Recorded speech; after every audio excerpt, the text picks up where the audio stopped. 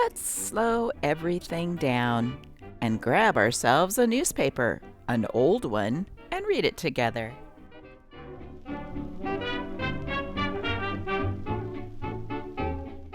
This is Life in the 1900s newspapers, and today we are in the Roaring Twenties. These are pictures of a busy street in America, New Jersey in fact, in the 1920s.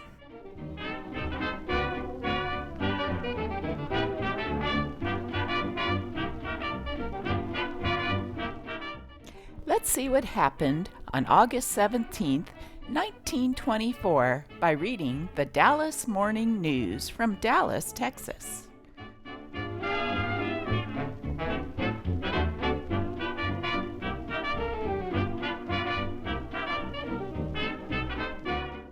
Prohibition was on this day in the 1920s, and the war against illegal booze was carrying on. Hunt's Seagoing Palace of Booze, New York. Federal authorities Saturday night moved to learn the identity of the 17,000-ton Seagoing Booze Palace, which was reported by the Herald Tribune to be cruising off the 12-mile limit, dispensing pre-prohibition concoctions to wealthy landlubbers. Little stock was taken, however, in the newspaper reporters' evidence that the huge passenger ship, in which he told of having spent a night in the company of gay and liberal drinkers, men and women, was the former North German Lloyd liner Friedrich von Gross. The description of the vessel, her dimensions and equipment, tallied more closely, said the authorities, with that of the North German Lord-built liner Kronprinz Wilhelm, which was interred during the war, became an American transport, and was renamed the Von Steuben, and disappeared off official records last March 14th, when the shipping board sold her at the Baltimore for scrapping purposes. Captain W.V.E. Jacobs, commander of the Coast Guard, New York District, announced he had started an investigation to establish the identity of the craft. Then he said, "The government under whose flag she is registered," the news reporter said, "the British flag, would be called upon to suppress the vessel's activities." Here's some 1920 footage of Prohibition agents finding a whole stash of hooch and destroying it all.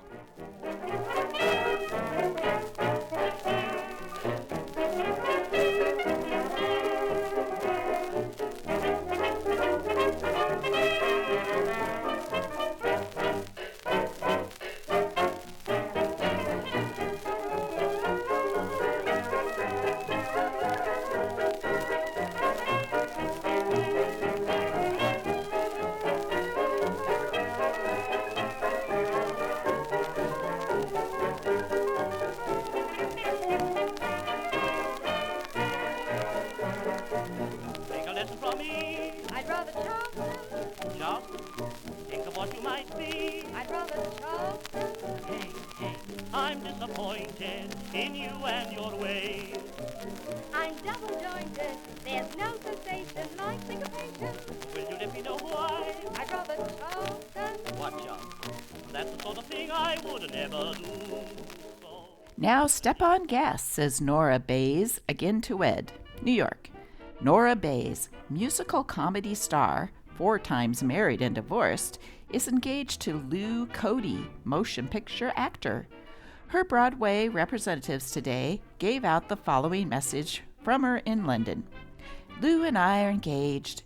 We were thrown together in a motor accident. Now step on the gas." The reference was to an accident near Brighton in which the couple were bruised and shaken when their motor in which they were riding collided with another vehicle.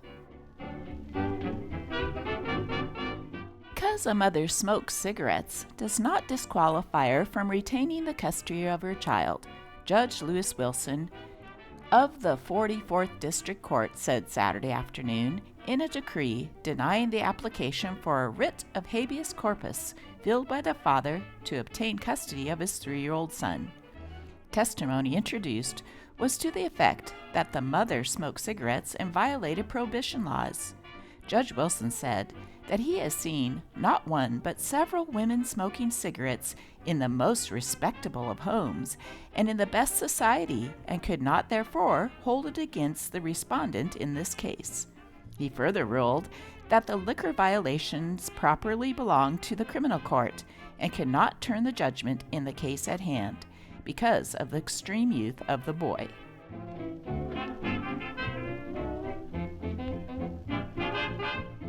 I usually don't do political items, but this one was an advertisement against a candidate, and I thought it was funny.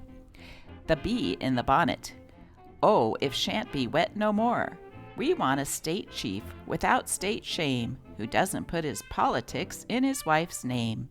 The Miriam Ferguson sunbonnet's blue. Jim's the bee inside, and he'll sure sting you. The bonnet's all right, but look who's in it. You can't fool the voters, Jim, not for a minute.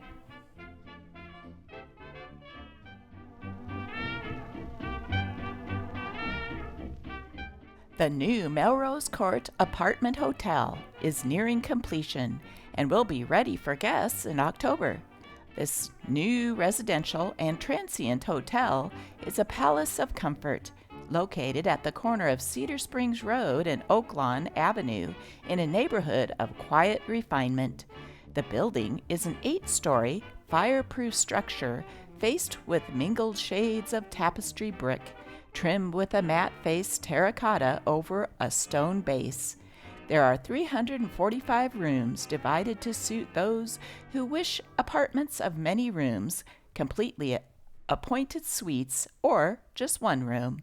All apartments are perfectly furnished, have refrigeration and ice water, modern bathrooms, and roomy closets. This fine hotel celebrated its 100th birthday last year. Here's a picture of it still standing today.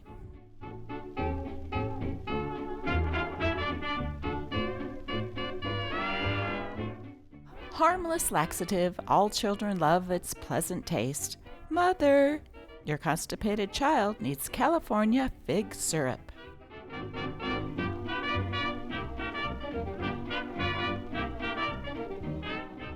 New radiator design features changes in Olds models for 1925, introduced in Dallas Saturday.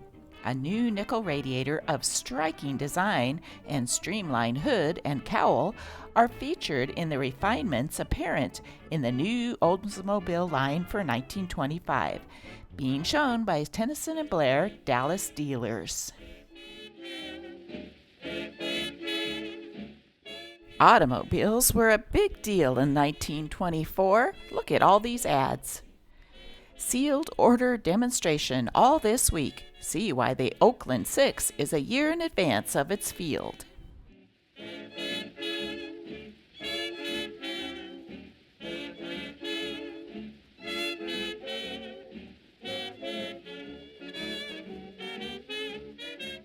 Hupmobile, worth money to you. Facts that may save you hundreds of dollars on your next car.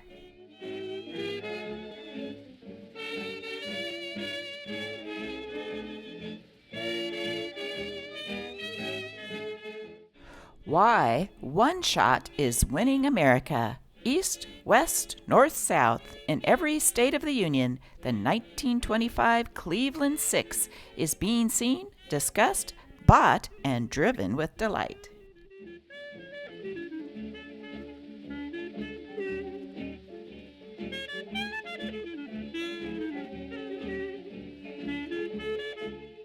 Proved Jewett, announcing the Jewett with new colors and balloon tire comfort. The new colors for the Jewett Deluxe Touring Car comes in the new Lotus Blue, striped in crimson.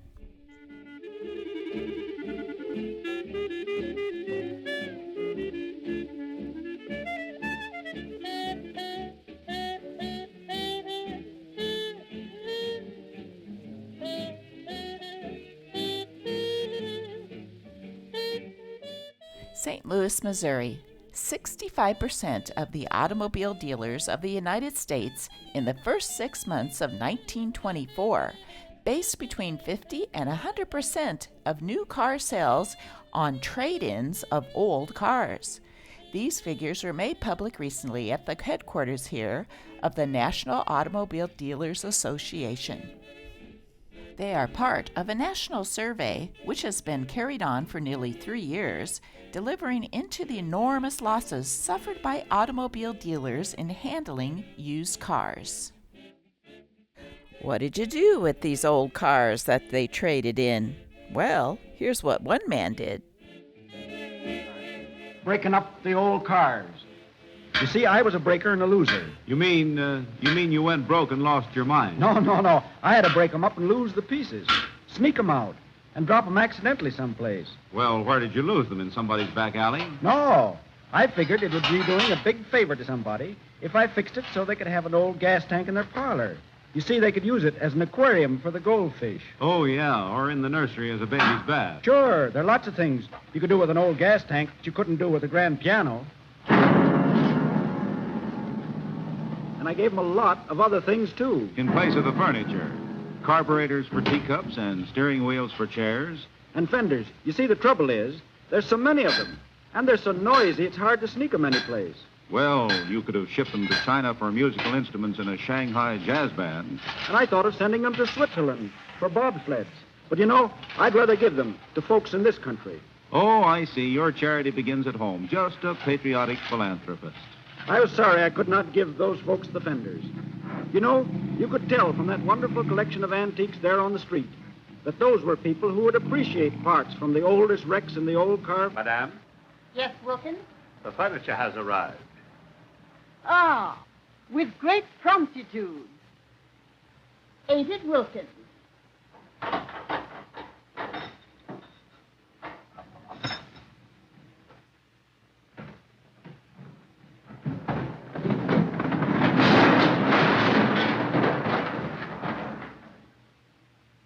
Oh, Wilkins. Oh, Mrs. Van Dusen.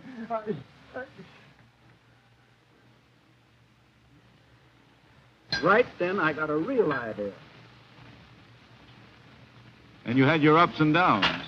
I had to think up new ideas all the time, or I'd have been buried under piles of junk. Someday, Charlie, they're going to bury you under piles of... Yes, I know, piles of junk. But I found somebody who would appreciate those old tires. You like to do favors for millionaires, don't you? Sure, I always do. Waldorf, James, to His Majesty's Ambassador's reception. You know, mister, sometimes I nearly ran out of ideas.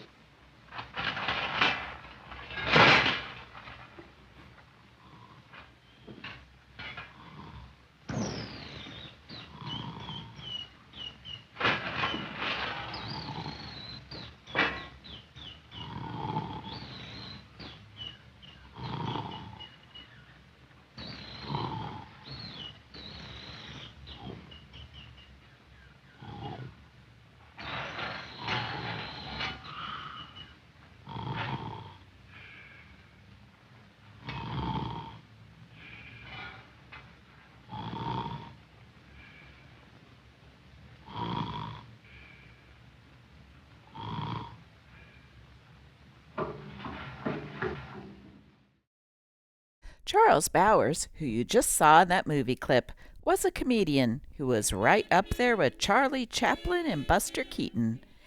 He was famous for using stop-action photography in his movies, a bit surreal. Stay tuned to the end of this movie and you'll see one of his unusual movies from the 1920s. Snapshots.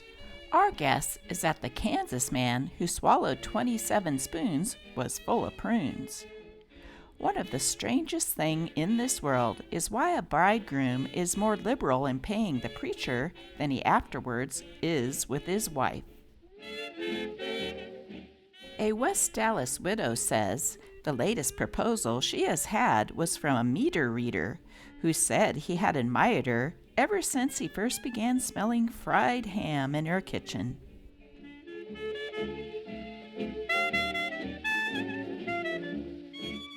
Wit and humor. American Legion Weekly.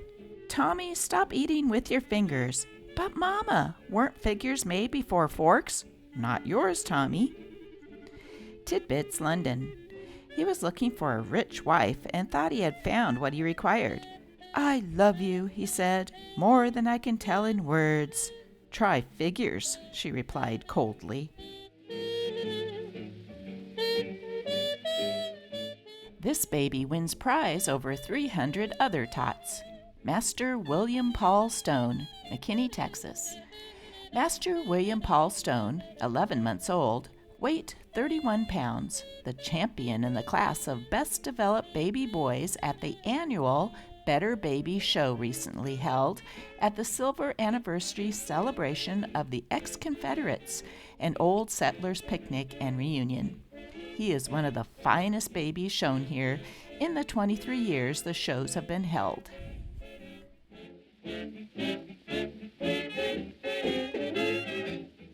Stage and screen attractions at the Dallas theaters.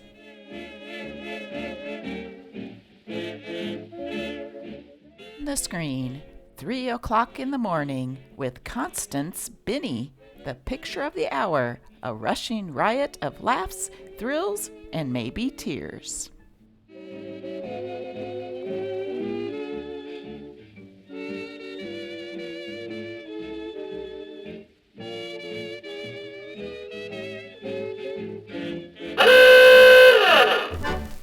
Here's a silly ditty, you can sing it right away.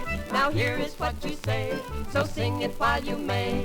Here's a silly jingle, you can sing it night or noon.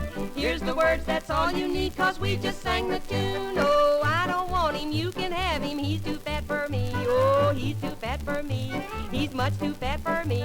Oh, I don't want him, you can have him, please do that for me. 'Cause he's too fat, he's oh so fat, he's much too fat for me. I get dizzy, I get numbo, when I'm dancing with my jumbo. I don't want him, you can have him, he's too fat for me. He's much too fat for me, he's oh so fat for me. Oh, I don't want him, you can have him, he's too fat for me. Oh, he's too fat, yes, he's too fat, he's much too fat for me. Can she prance up a hill? No, no, no, no, no. Or can she dance a quadrille? No, no, no, no, no. Does she fit in my coupe? By herself she's a groove. Could she possibly sit up on my knee? No, no, no.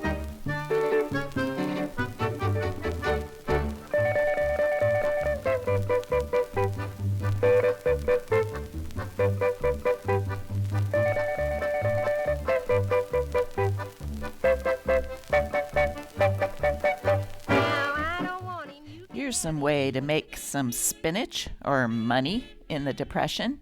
Hominy, Oklahoma. Jim Skinner from the western part of Osage County took 240 crow's feet to the county clerk's office last week and took away $61.25 bounty money. So far, Skinner is the champion crow killer in this county. People in this part of the country apparently have not made any effort to exterminate the black pest, and a good many evidently are still ignorant of a bounty being paid by state and county for dead crow's feet.